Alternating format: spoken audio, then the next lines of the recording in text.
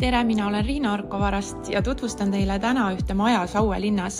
Ja selle maja teeb eriliseks suur katuseterass, mis on 51 ruutu lausa suur. Ja avanevad siit terrassilt vaated otsa õue, kus on olemas eraldi grillinurk ja võimalik siis sõpradega lõket teha, nautida mõnusaid suveõhtuid.